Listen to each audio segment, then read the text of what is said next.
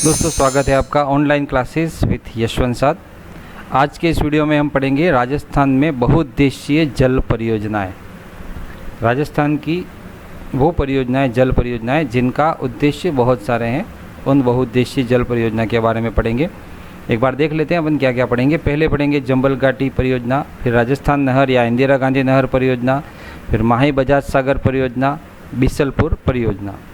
Total हम इस video में 4 परियोजना, जल परियोजनाएं जो हैं राजस्थान में बहुउद्देशीय, उनको पढ़ेंगे। सबसे पहले देखते हैं चंबल घाटी परियोजना।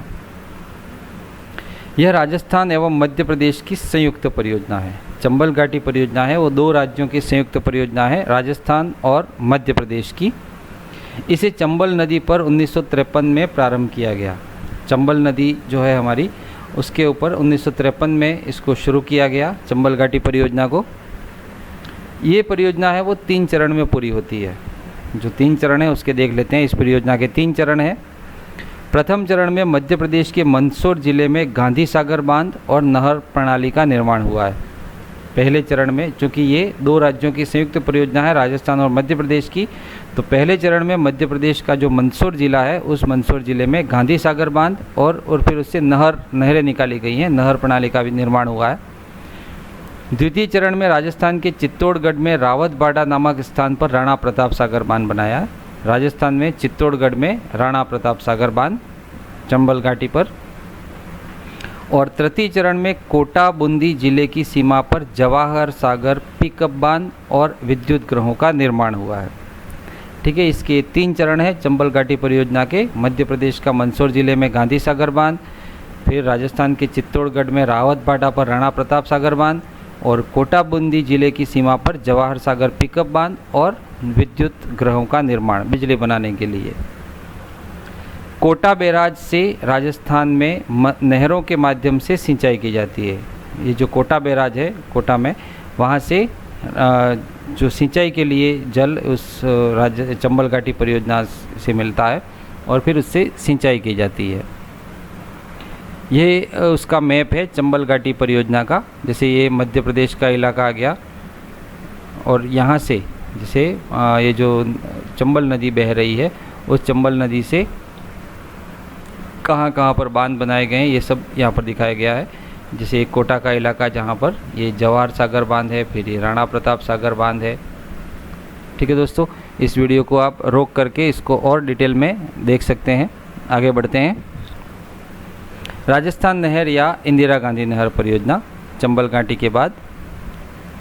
राजस्थान के थार के मरुस्थल में, राजस्थान का या भारत का सबसे बड़ा मरुस्थल है वो राजस्थान में है। हमारे पश्चिमी राजस्थान में थार का मरुस्थल है। उस थार के मरुस्थल में पेयजल, पानी जो पीने के लिए चाहिए वो, फिर व्यर्थ भूमि का उपयोग, क्योंकि वहाँ रेगिस्तान है तो उस ज़मीन का उपयोग, और अंतर्राष्ट्रीय सीमा पर आबादी बसाने। और जो अंतर्राष्ट्रीय सीमा है हमारी, वहाँ पर भारत से पाकिस्तान की जो सीमा मिलती है, वहाँ पर आबादी बसाने के उद्देश्य से इसका निर्माण किया गया।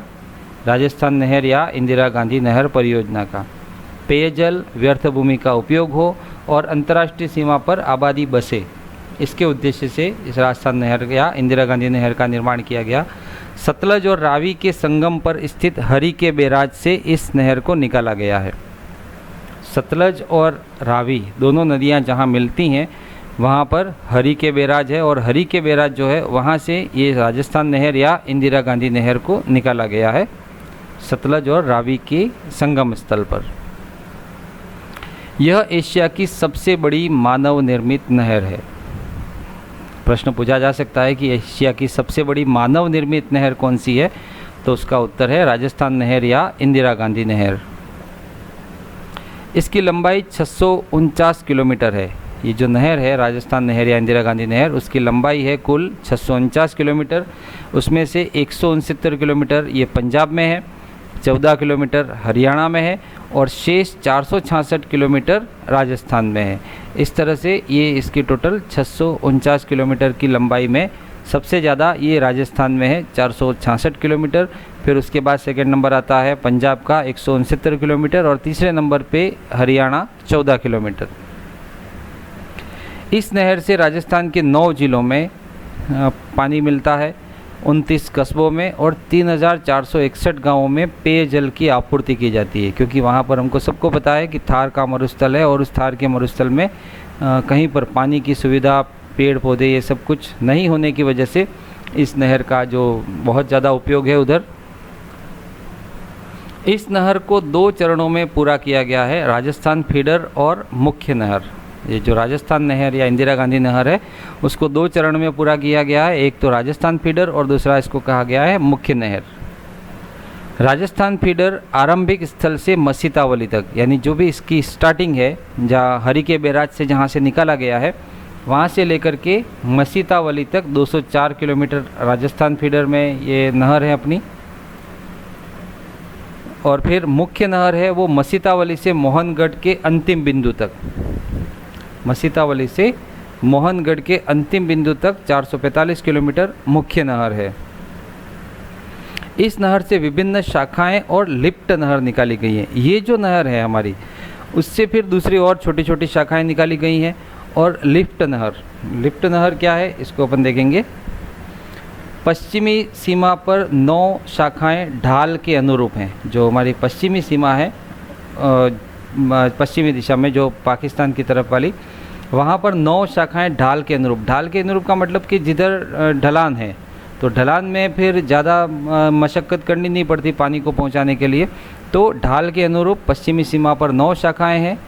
पूर्व की ओर ऊंचाई अधिक होने के कारण, और पूर्व की तरफ ऊंचाई ज़्यादा है तो पानी ऊंचाई की तरफ चढ़ नहीं पाता, तो जल को ऊपर उठा करके छोटी नहरों में डाला जाता है, तो उसी को लिफ्ट नहर कहते हैं।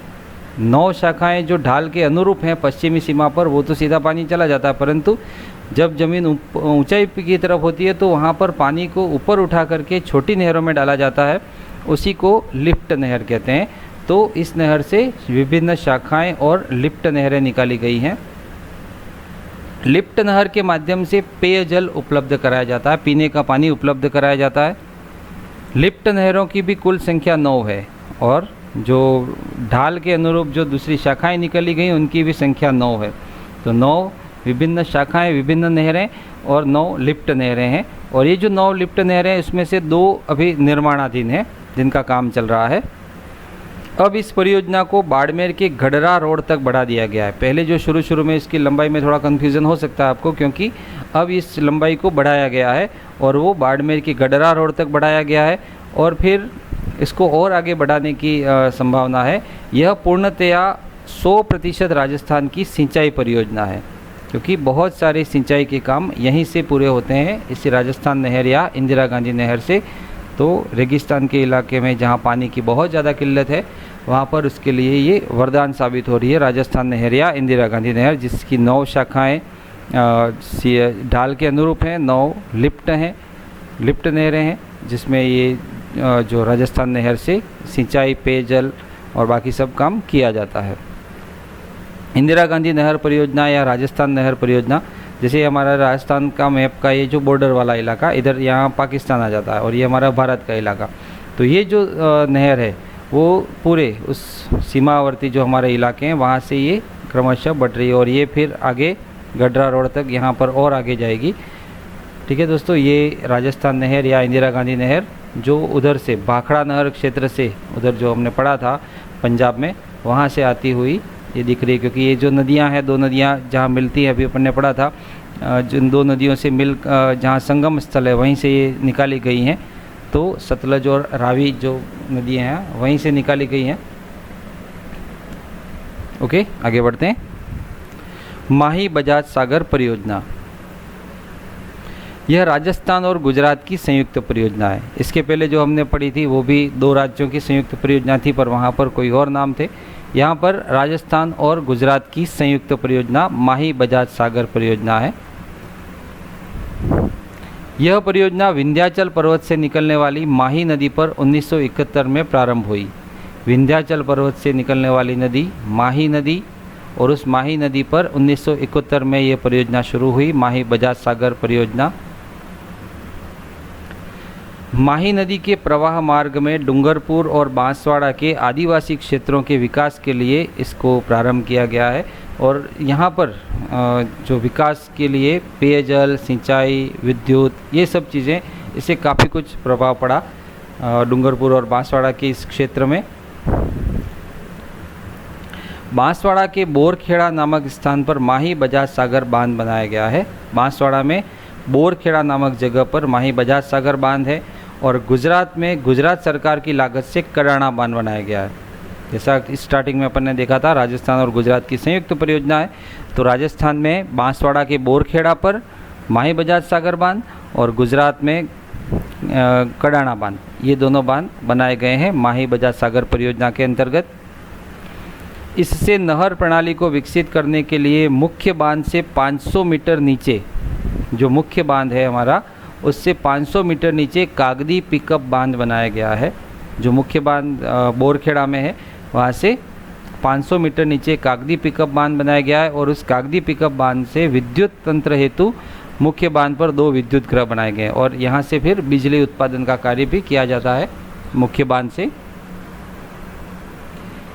दोस्तों, ये माही जो नदी पर बनाया हुआ ये बांध है माही बजाज सागर, इसको अपन देख लेते हैं। जो राजस्थान के बांसवाड़ा ज़िले के बोरखेड़ा नामक जगह पर है। ये जो जल राशि अथाह रूप से यहाँ गिरती है और यहीं पर ये टरबाइन होते हैं और इन टरबाइन को चला करके विद्युत उत्पन्न की जाती है। बहुत विशाल मात्रा में इसका एक क्षेत्रफल है और पर्यटन की दृष्टि से भी बहुत उत्तम रमणीय जगह है। अगली परियोजना है बिसलपुर परियोजना 1997-98। यह बहुउद्देशीय परियोजना बनास नदी पर बनाई गई है। याद रखने के लिए भी ठीक रहेगा, बिसलपुर परियोजना बनास नदी पर।